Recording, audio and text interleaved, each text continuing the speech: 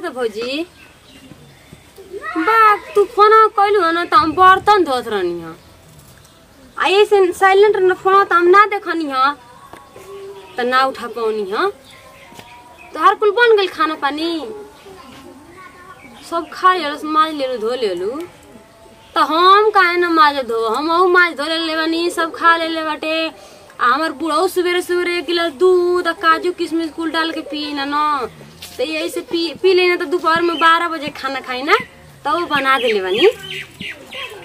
हाँ सेवा तो हम करबे करी ना आ सेवा करब तो मेवा मिली। तू माई बाबूजी के ध्यान दी हो। ठीक बा ना हम तो 6 बजे उठी ना पहले एकदम चुलुल पत के पहले खाने बनाई ना जानता है ना अपनी घर से केहू खा के जाला तो दूसरे जगह मिलेला तो यही से सोची ना कि हम ही बना दे ना सब राशन आवेला ये कई बेर हमारे 1 महीना पर 1 दिन आ जाई और भर महीना बनावत रह खात रह कोनो टेंशन नहीं के ना हो भौजी बड़ा ठीक घर में बिया भइल उ पहिले न ओइसन लागत रहन जा अब तो इतना ठीक बन जाए कि का बतावे के। ए पर तोहार क्या लिया तू हो केहू आइल बा का बाबूजी जान तोड़ भौजी केहू आइल ऐसे चाय मांगता नहीं तो सुबह ही पी ले बानी अब खाना उना दे। हाँ ए घरी में मनगर हो गइल बानी। अरे लिया तू हो एक आवतनी ए बूढ़ा का बात ले वही बनल रही खैल रहे ना तो जैसे ना होला कि काम मिल के खा लेते उनके हाई न होले रहेला हर बतिये में आ एक दू संग दोस्त संगे लेके आवत रहे ना दिन भर चाय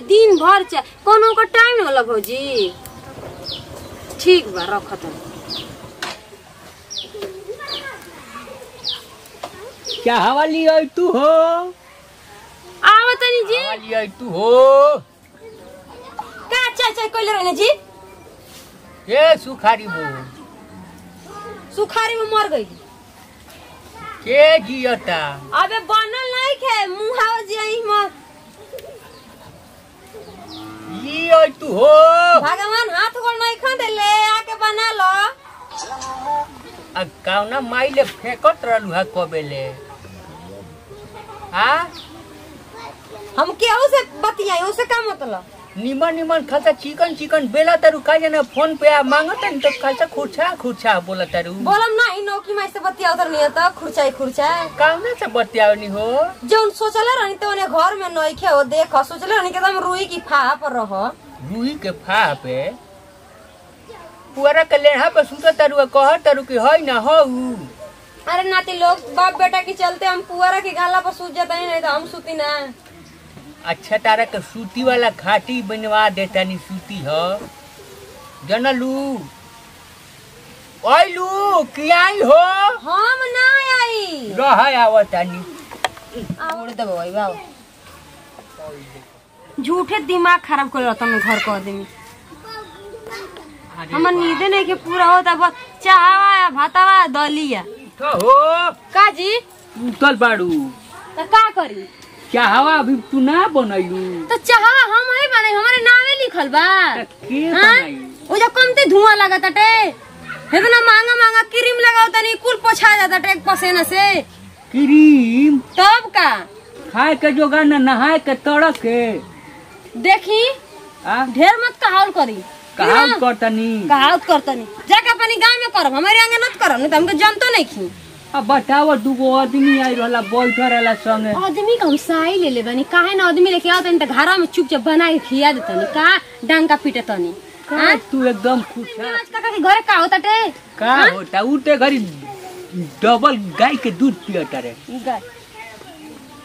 का हो मुंह उठले चल जाओ तनी ए जने आज का के घरे देखत तनी कि का होता टे उते घरी दूध पियता रे दूध पियता अब घी पियतनी का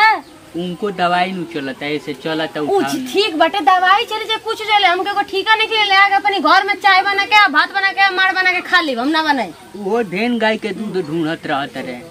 रहता ना सूते नहीं खिंजे दे चैन से ठीक बा तू तो अब बर्तन धो दे बर्तन धो दे कुकर जर गइल बता बर्तन धोई हो त का हम धोई नौकर है का ओइनी नौकरानी मन के जाई इज्जत मरवा दिहलू। नहीं बचले का कपारे पर 4 गो 12 नहीं के इज्जत आई के भेजी हो। तोरी बाबुआ के ठिका ले बनी का बुढ़ा है नंदनी सखी का फोन कर। हेलो हां नंदन सखी का होता रे? अरे कुछ न रे एकदम माथा काम कर कर टेंशन में हो जाता टे।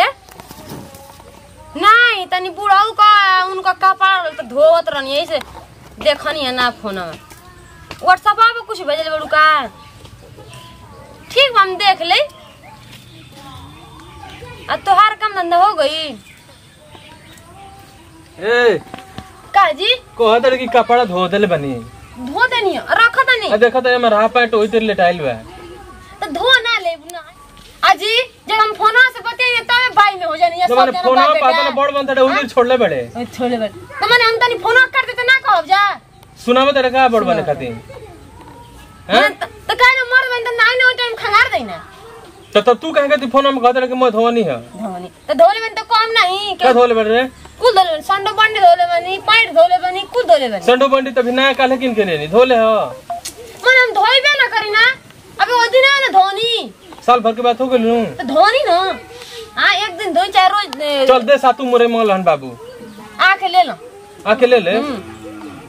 मैं जब बतिया दिन तब भैया जाता ना जैन लोग होइया पलट धो लेता टे बाप बेटा। अब वही छोटा खबर जब जानतो नहीं खूब जाई ने त हम केस कर दे झोटा पकड़ ले तब तो हमार किस्मत के जगह। हां तू जो पहले केसीए कर तो काहे के मारते जी बता दिया बे कह के मत मारी ना सकल रह तरू नहीं बोला तो पटक दे मोबाइल फुट जी जानत नहीं खुदा। हमार भैया किन के देले नहीं की अपन बाबू से मांग ले की हमारी फोने के दीर्घे सब लागल बाटे अपन अपन दोहना नियर खरगोश नियर मुंह नहीं खा एगो बुढ़ऊ बनाई ना लंबा चौड़ा फेंके दू गो मेहमान लेके होता ना मैंने हाथ गोड़ टूट गेल बेटा बना देबो ना। हमार काहे के टूटे जे कहे वही के टूटे हमार काहे के तो टूटे। घरा में काहे खाते बाड़ू रानी बनबू? हां रानी बनो के कर हां आप हमार रानी बनबू है तरी तो का करके अपन नैहर से गुलौनी बोला ला काहे के बोले ये जैसा रख देई बोला ला अपन छोटकी बहनिया के अपने बहनिया के बोला ले कहते उठा नहीं तो बहनिया चड़का देबो वही रानी ने तारा के कानी बना देबो के भड़का दे जब आओ तब यही करतन जाई जा बुदबुदे बुटन हिनिया नियर मुंह पे बुझाता टे कि बाछी मर ले बिया।